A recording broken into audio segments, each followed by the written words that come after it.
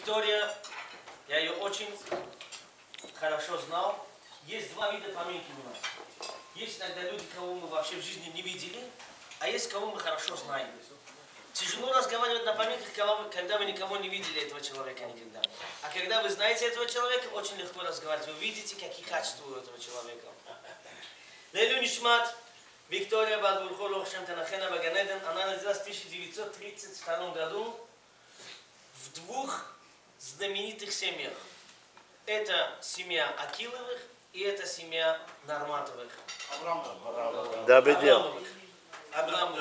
Давидин. Окей.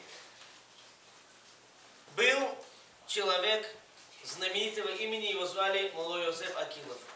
У него было 10 сыновей, 3 дочерей.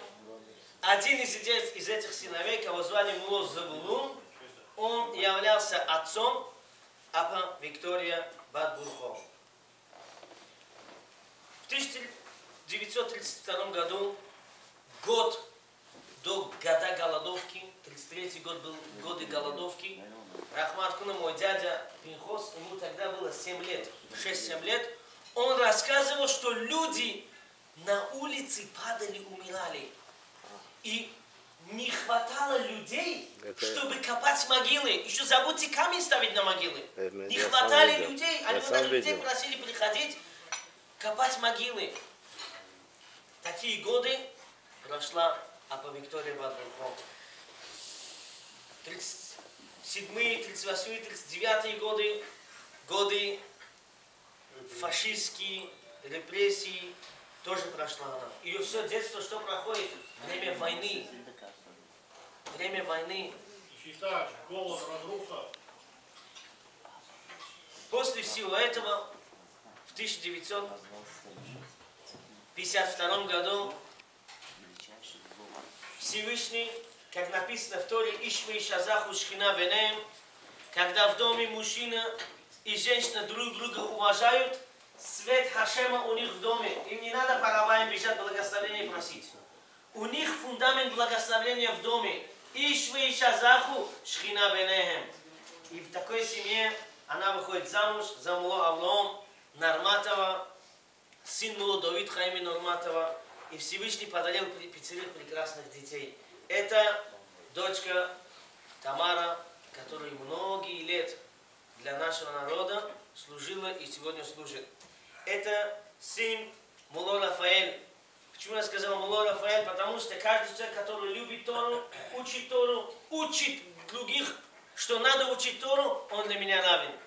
И один из этих людей это Мулло Рафаэль. Были места, где раввины не могли дать такой дивлей Тора, который давал Мулло Рафаэль, сын Апа Виктории.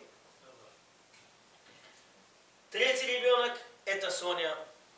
4-й ребенок это Рена, они сейчас оба в Израиле проживают. И 5-я это дочка Роза, которая сегодня находится среди нас.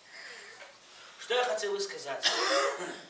3 недели назад у вашего Кудо, семья Малакандовых, были поминки вашего домота мать, где вся семья Малакандовых была у нас в синагоге. Мы себя почувствовали очень радостными. Почему? Потому что они коаним, они благословляют народ. Когда они все вместе пришли уважать родителей и дедушек, они нам показали, что Америка даже для некоторых людей опасность, но для этой семьи не опасность. Почему? Потому что одно из келин этого дома это дочка Апа Виктории, которая правильно воспитывает своих детей. А вы знаете, посторонний одна заметка, что для нас каждый день надо знать, без